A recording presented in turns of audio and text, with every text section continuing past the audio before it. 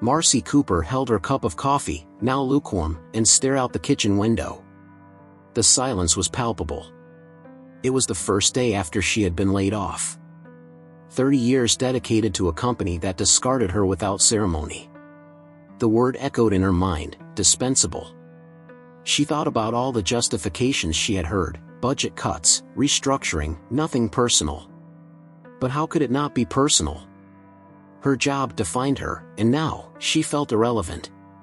Across the table, Roy was reading the newspaper as usual, each page turned calmly.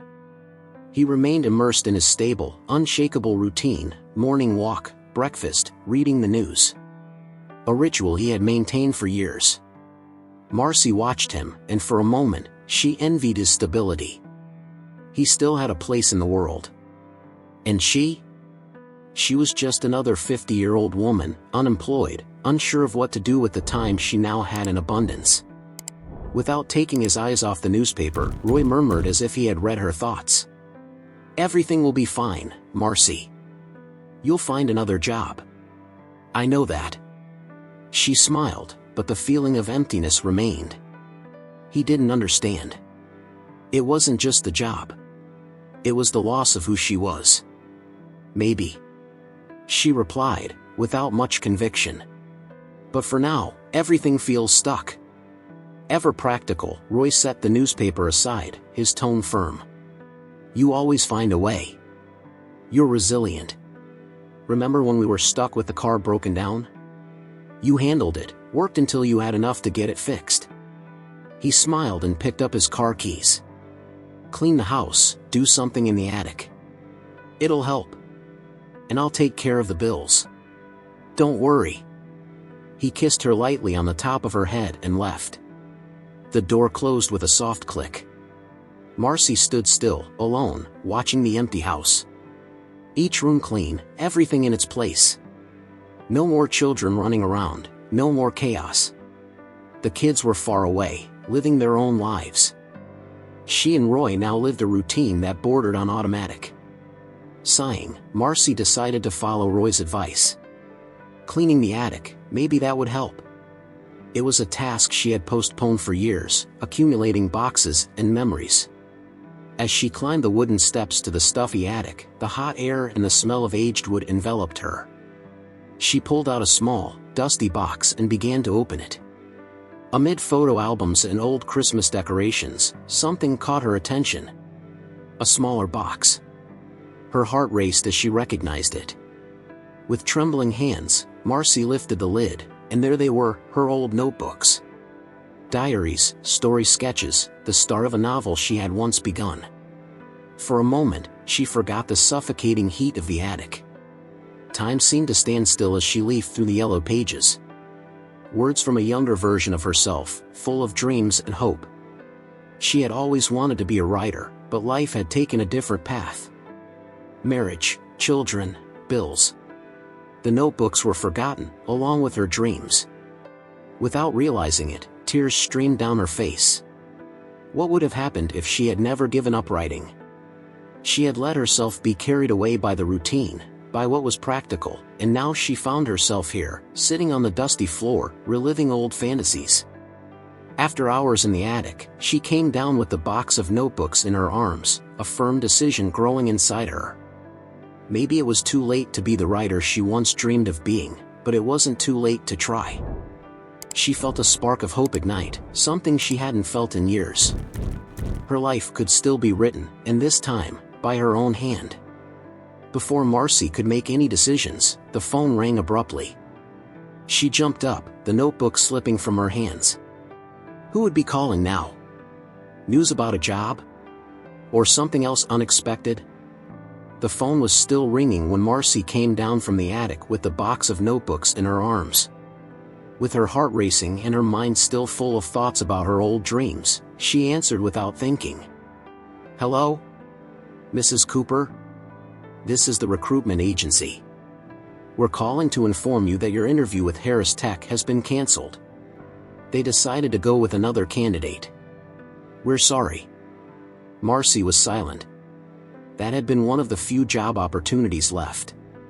the last chance to find something safe and return to the stability Roy so insisted upon. She took a deep breath, trying to swallow the sense of defeat settling in her chest. "I understand. Thank you for letting me know," she murmured, hanging up the phone.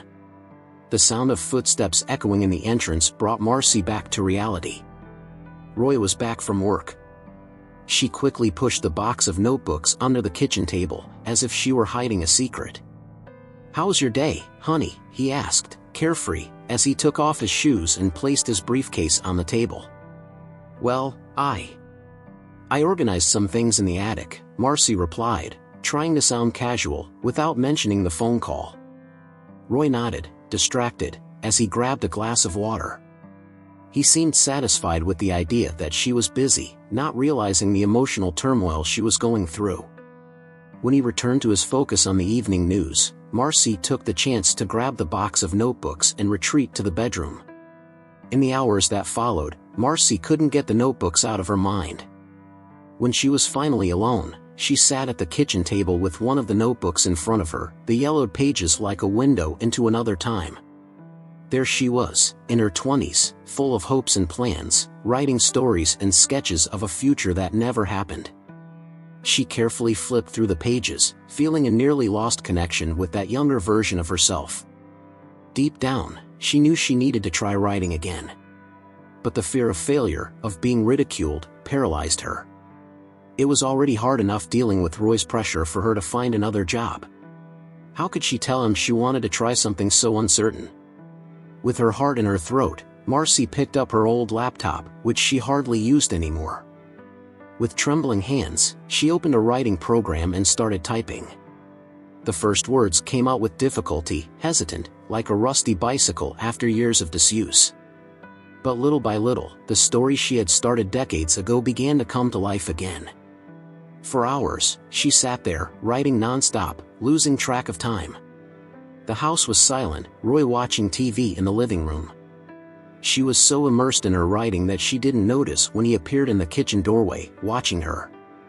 "Are you still working on that?" Roy asked, his voice breaking her concentration. Marcy looked up, surprised to see him there. He seemed more curious than annoyed, but his tone was cold. "Yes, just revisiting some old things," she replied defensively.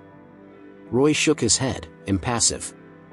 "As long as it doesn't distract you from job hunting, it's fine." Those words hit her like a blow.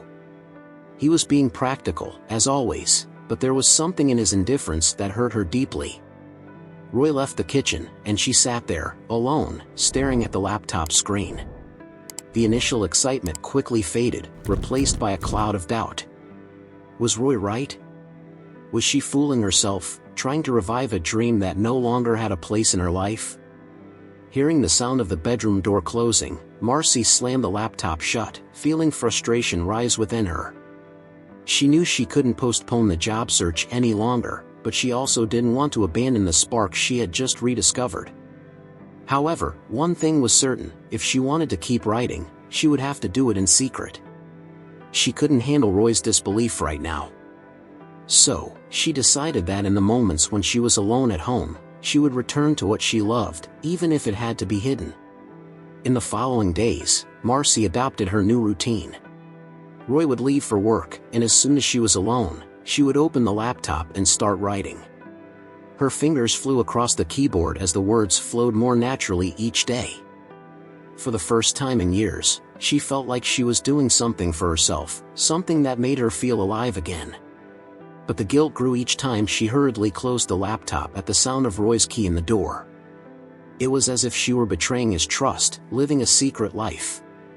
It was on a Friday afternoon, while Marcy was revising one of her stories, that Matthew, her son, came to visit.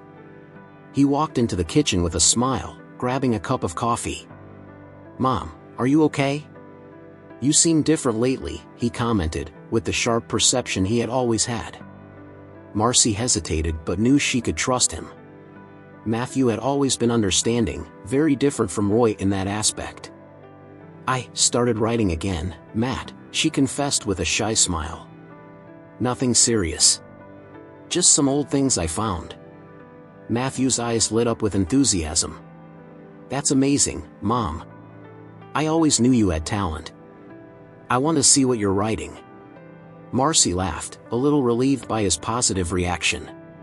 "I'm not ready to show it yet. But it's good to know you support me."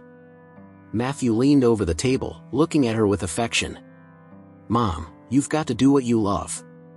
Don't let Dad discourage you. He's never been good at understanding these things. But I'm with you." His words gave Marcy a sense of relief she hadn't felt in a long time. Maybe, with Matthew's support, she could keep dreaming, even if Roy didn't understand. As Matthew finished his coffee, Marcy's phone buzzed on the table. A notification for an email appeared on the screen, and when she opened it, she was in shock. It was a response from a small publisher interested in seeing her manuscripts. What did this mean? Was this happening faster than she had imagined? Marcy stared at her phone screen in shock. The email from the small publisher was right there, clear as day. They had found one of the stories she had self-published on an online platform years ago and were interested in working with her. Her heart was racing. Part of Marcy wanted to jump for joy, but another part, the more pragmatic one, already felt the weight of Roy's expectations, who didn't see any value in her writing. "Mom? Is everything okay?" Matthew asked, noticing the change in her expression. Marcy blinked, still trying to absorb the news. I got an email from a publisher.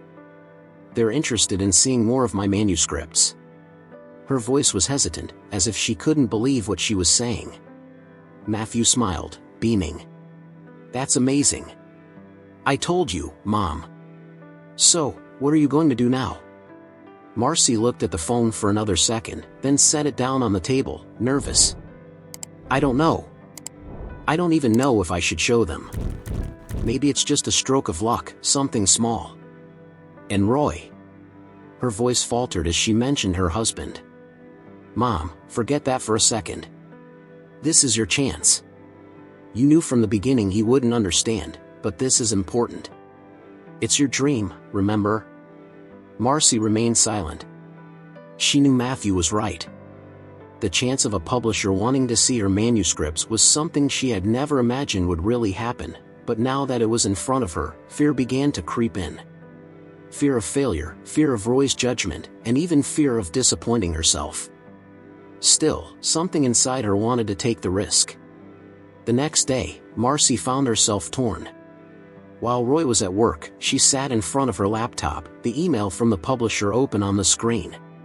Her hands hovered over the keyboard, hesitant. It was a big step. She knew there were no guarantees, but maybe this was the start of something bigger. She could continue looking for a safe job, something Roy expected, or she could finally bet on something that made her feel alive. Before making any decisions, Marcy decided to review what she had already written. She needed to make sure she was showing her best. Her fingers began to type nervously, polishing the old stories, giving more life to the characters, and rewriting the dialogues. The writing flowed in a way she hadn't experienced in years. For the first time, she wasn't just revisiting a dream. She was reviving it. Hours passed, and Marcy was so absorbed in her work that she lost track of time. When she looked at the clock, she realized Roy would soon be home. Panic hit her. He couldn't find out what she was doing. At least not yet. She quickly closed the laptop, stacked the notebooks back on a shelf, and busied herself with household chores, as if trying to erase the traces of her secret life. When Roy walked in the door, Marcy was washing the dishes, her head still full of stories and characters. He greeted her with a brief smile and settled on the couch with the newspaper, the usual routine. The house seemed too quiet. But at dinner, Roy was restless. After a few bites, he set his fork down and looked directly at Marcy. "You've been too distracted lately. I see you on that laptop all the time. Marcy, we need stability. You need to focus on getting a job." Marcy swallowed hard. She knew this moment would come, but still, his words caught her off guard. "I know, Roy. It's just that." She hesitated, trying to find a way to explain without getting into a direct confrontation. I've been trying something new, writing again, actually. Roy raised an eyebrow, clearly irritated, but trying to keep his patience. Writing? Marcy, you know that's not going to get you anywhere. We need money, not dreams. Those words hit her like a punch. As much as she had been preparing for this moment, hearing Roy say that with such indifference still hurt. He didn't understand, and maybe he never would. I got an offer from a publisher, she said suddenly, the words coming out before she could stop them. Silence filled the room. Roy stood still, his eyes fixed on her, confused. A publisher? You're joking, right? No, I'm not, Marcy replied, her voice firm but with a vulnerability she couldn't hide. They found one of my stories and want to see more. This could be something real, Roy. I can make this work. Roy gave a short, incredulous laugh. Marcy, how many people try to become writers and never make it? I'm just trying to be realistic here. We can't live on promises. We need stability. She felt the anger bubbling inside her, but instead of exploding, her voice came out low and laden with emotion. I've spent the last 30 years being practical, doing everything for the sake of our family. Now, I want to try something for myself. I'm not going to stop looking for a job, but I can't ignore this. Roy shook his head, clearly frustrated, but said nothing more. He picked up his plate and left the table in silence, leaving Marcy sitting alone in the kitchen, feeling the weight of the world on her shoulders. That night, after Roy had gone to bed, Marcy returned to her laptop. She knew this decision could drive them further apart, but she couldn't hide who she was anymore. With a sigh, she attached her manuscripts to the email and clicked send. For a moment, relief washed over her. It was as if an invisible barrier had been broken. Now, everything was out of her hands, and for the first time in a long time, she felt at peace with the choice she had made. There was fear, of course. But there was also hope. Several weeks passed, and Marcy waited anxiously for a response from the publisher. Each unread email on her phone was a potential turning point, but the replies were slow to come. Instead, the silence weighed on her, and the doubt began to creep back in. Until one afternoon, when she was starting to lose hope, the phone rang. It was Matthew. "Hey, Mom. Any news?" he asked excitedly. "Still nothing, Matt. Just silence. Maybe Dad's right. Maybe this is all just an illusion," she said, her voice low, trying to hide her disappointment. "No, Mom, he's wrong," Matthew insisted. "You've got to keep going. If they don't respond, self-publish. Nowadays, it's easy to do that. Don't depend on them." That idea, though terrifying, ignited a new spark inside her. Maybe Matthew was right. She didn't need to wait for anyone's approval. In the middle of her conversation with Matthew, a new notification appeared on her phone screen. It was a response from the publisher, finally. Marcy interrupted what she was saying, feeling her heart leap in her chest. What would the message say? A yes or yet another disappointment? Marcy stared at the notification on her phone, her heart racing. It was from the publisher. She hesitated for a second, her finger hovering over the screen before finally opening the email. The silence in the house seemed to amplify the sound of her heart beating. "Dear Mrs. Cooper, thank you for sharing your manuscripts with us. We were impressed by the potential of your stories and would like to schedule a meeting to discuss possible editorial partnerships. We look forward to working with you." She read and reread the email several times, unable to believe it. They wanted to talk to her. It was real, much more than just a polite response. This was the chance she had always dreamed of, and the excitement grew with each passing second. Still sitting at the kitchen table, she picked up the phone and immediately called Matthew. "Matt." "I did it," she said, her voice choked with emotion. "Did what, Mom?" he asked, surprised. "The publisher. They want to schedule a meeting with me to discuss publishing my book." There was a brief silence on the other end of the line, followed by an enthusiastic laugh. "Mom. That's amazing. I knew it would work out. You're going to schedule the meeting, right?" Marcy looked at the email, the excitement in her eyes dimming slightly. I don't know, Matt. What if it's not what I'm imagining? What if it doesn't work out? And your dad? Matthew interrupted her before she could continue. Mom, listen, this is your chance. You've spent years dedicating yourself to the family, to work, but this is your opportunity to do something for yourself. I know Dad is resistant, but this is real. You need to at least try. She sighed, running a hand over her face. Matthew was right. Part of her wanted to just go for it, but the other part, the one still anchored in fear and the expectations of others, hesitated. I'll think about it, she finally replied, without much conviction. Schedule that meeting, Mom. You deserve this more than anyone. Matthew hung up the phone, leaving her alone again with her thoughts. That night, dinner with Roy was quieter than usual. He noticed Marcy's restlessness but didn't mention anything. After a few bites, he finally broke the silence. Are you okay? You've been acting strange lately. Marcy knew she needed to tell him about the email from the publisher, but the fear of his reaction was suffocating. She tried to deflect the subject. Yes, I'm just thinking about a few things. Roy frowned, clearly unsatisfied with the vague response. Thinking about what? Have you found a job yet? Her stomach turned. It was now or never. Actually, Roy. I got a response from the publisher. They want to schedule a meeting to talk about my book. The silence that followed was heavy. Roy stared at her for a long moment before responding. Marcy, you can't be serious. You're still stuck on that? She took a deep breath, trying to stay calm. They really liked what I wrote, Roy. This could be a real opportunity for me. An opportunity for what?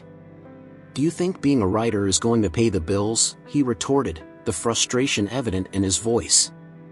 I'm not trying to be cruel, Marcy, but we need to be realistic. We can't afford to live off dreams right now. She looked down at her plate, his words making her confidence waver. All her life, Marcy had been the practical one, the responsible one. But now, after so many years of living for others, she felt like she deserved a chance to live for herself. I understand your concern, Roy, but I can't let this opportunity pass. I've spent too long putting everything and everyone ahead of my own dreams. I'm going to schedule this meeting. And if it doesn't work out, at least I tried. Roy shook his head, disbelieving. He got up from the table, picking up his plate. Do what you want, Marcy. But don't expect me to fund this fantasy of yours. He left the kitchen, leaving her alone with her confused thoughts and emotions. In the days that followed, Marcy tried to balance the excitement about the publisher meeting with the growing tension between her and Roy. She knew her husband wouldn't support her, but the feeling that she was finally taking a step towards something that was hers kept her going. With Matthew's constant support, she finally replied to the publisher's email and scheduled the meeting. The anticipation was a mix of nerves and hope. What would happen next was still an unknown, but she was determined to follow this path, no matter the outcome. On the afternoon of the meeting, Marcy sat at the living room table, her laptop open in front of her. Her leg trembled uncontrollably as she waited for the video call with the publisher to start. Her heart felt like it was about to leap out of her chest. When the notification for the call appeared on the screen, she took a deep breath and clicked to answer. On the screen appeared a well-dressed woman with a professional smile and a soft voice. Mrs. Cooper, it's a pleasure to speak with you. I'm excited to discuss the potential of your book. Marcy tried to smile back, but her hands were shaking. It was the first time she had talked about her writing with someone outside her family. Thank you. I'm very anxious for this opportunity. The woman got straight to the point. Your work has great potential, and we want to help you develop it further. However, we're interested in some revisions to align the work with the audience we're targeting. Additionally, we're thinking of an agreement that would involve sharing the copyright with our editorial team. This is a common practice with new authors, and we believe it could benefit both parties. Marcy felt a pang of distrust. Sharing copyrights? The proposal wasn't exactly what she had expected. She tried to stay calm. Sharing the rights? How exactly would that work? The publisher quickly explained how the editors would take partial creative control and how that would impact the final product. Marcy listened carefully, but each word increased the discomfort in her chest. She had dreamed of this for so long, but the idea of losing control over her own story wasn't what she had imagined. When the call ended, Marcy leaned back in her chair, feeling more confused than ever. The proposal was a real opportunity, but the price seemed high. She would keep a fraction of the profits and lose part of the authorship. Was this the best path? Later that night, Matthew came to visit her. She told him about the meeting and the proposal, still uncertain about what to do. "And now, Mom? What are you going to do?" he asked, seeing the confusion on her face.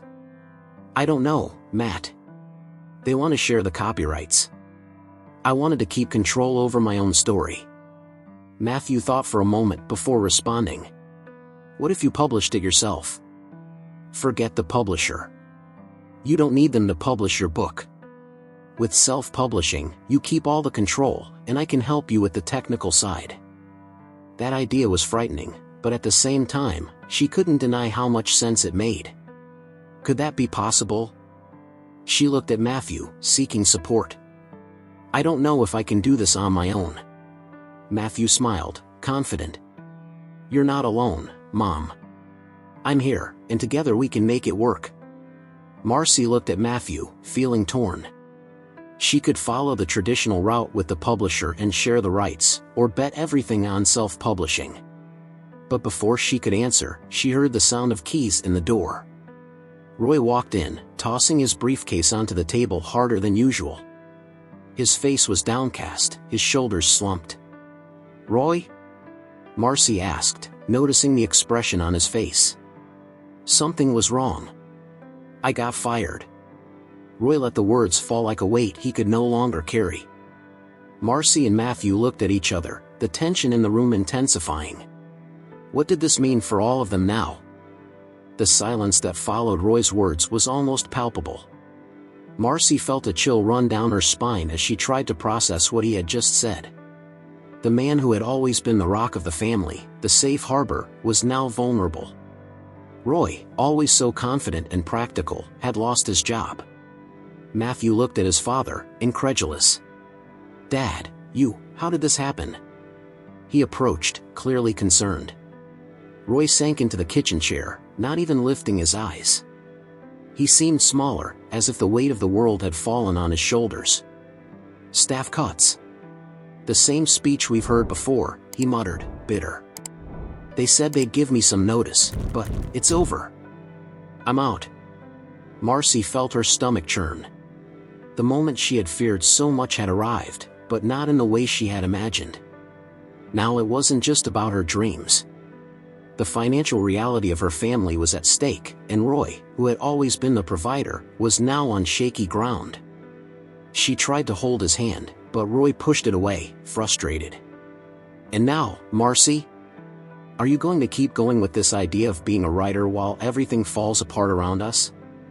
He looked at her with hard eyes, full of tension. There was no more room for dreams. What lay ahead was fear, uncertainty. She felt the weight of the situation on her shoulders, and for the first time since she started writing again, doubt invaded her brutally. How could she move forward with her plans, knowing the household now depended on her?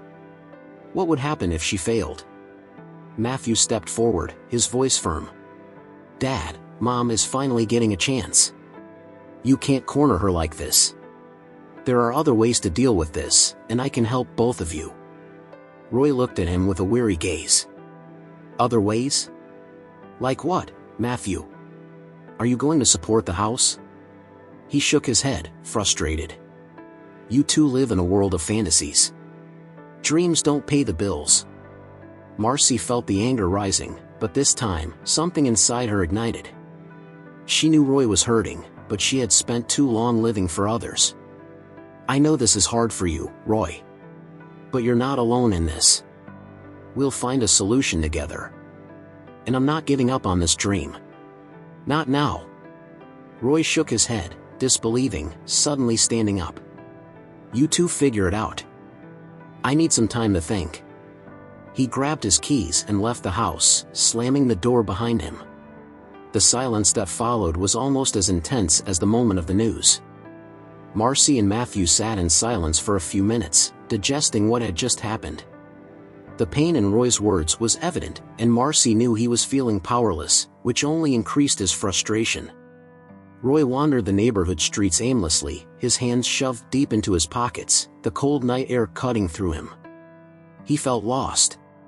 The news of his firing still echoed in his mind, pounding incessantly. For the first time in years, he didn't know what to do. The stability he had always provided for the family, the assurance that everything would be fine, had evaporated in an instant. As he walked, memories began flooding his thoughts.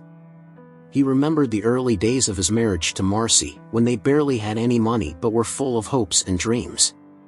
He remembered how they had built a life together, always with the idea that he would be the provider, the one to keep everything in order. But now? He wondered what had happened to the version of himself that believed love and support were more important than anything. Where was the man who saw Marcy as his equal, who admired her passion for writing, even when she had to put it aside to take care of the family? Passing a deserted street, Roy felt the weight of loneliness. He realized he had changed, not for the better. The last few years had turned him into a man who was too practical, too rigid, always focused on responsibilities.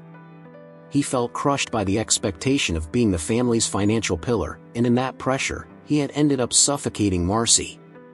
A specific memory came to him, clear as day. It was early in their marriage, when Marcy had shown him one of the first stories she had written. He remembered how her eyes sparkled, how she spoke about the characters as if they were real. At that time, Roy didn't fully understand the world of writing, but he saw how much it meant to her. And it was then that he decided he would always support her, no matter what happened. But over the years, that promise had been lost. Roy stopped in front of a closed store, the street lights flickering. That's when the truth hit him hard.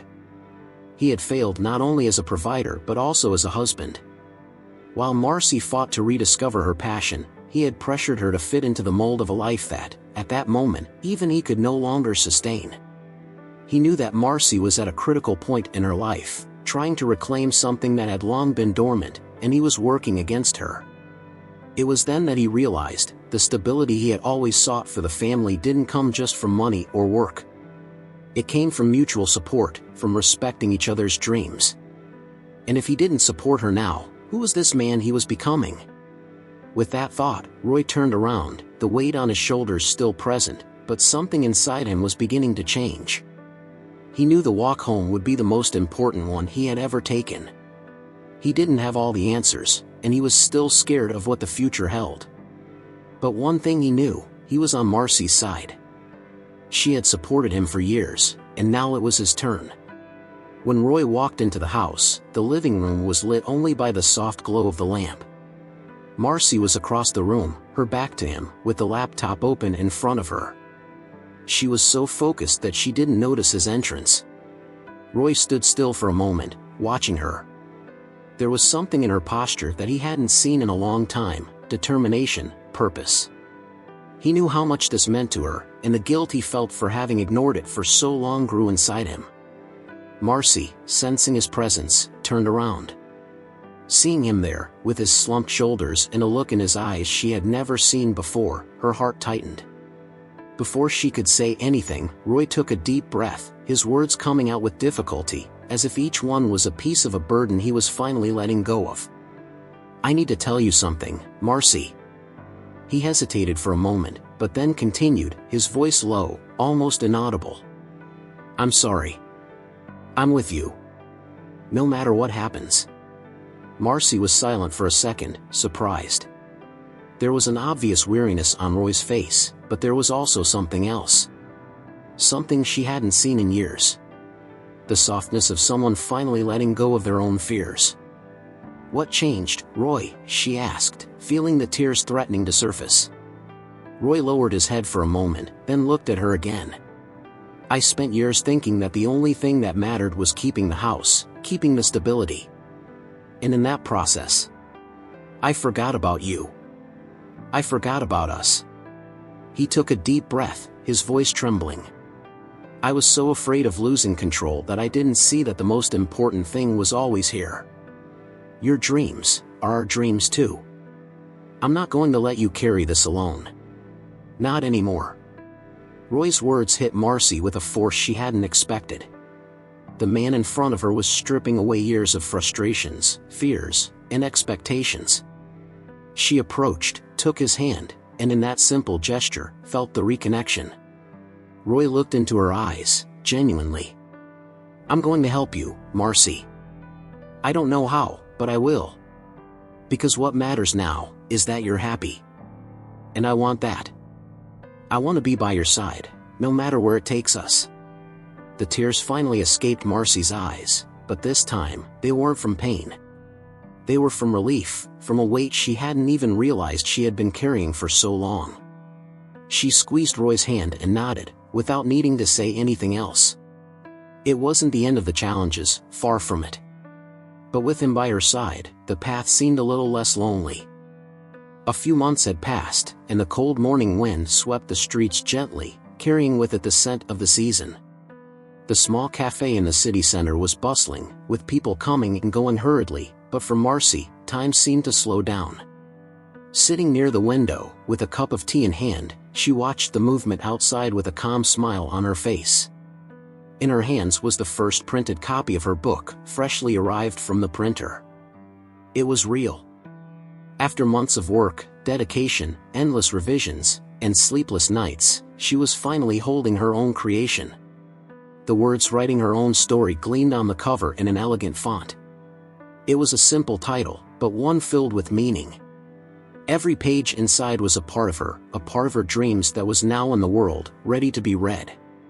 Roy sat beside her, his eyes fixed on the book in her hands. He hadn't yet read the entire manuscript, but he had followed every step of the process with an attention Marcy hadn't seen in years. Since the moment he had decided to support her, something had changed between them. The empty space that had existed had been filled with a quiet understanding, a renewed partnership. Are you still nervous? Roy asked, breaking the silence, with a light smile on his lips. Marcy laughed, more out of relief than nerves. A little. I don't think that feeling will go away anytime soon. Roy took her hand across the table. It's going to be a success. But even if it's not exactly what you imagine, you've already won. Just look at what you've done.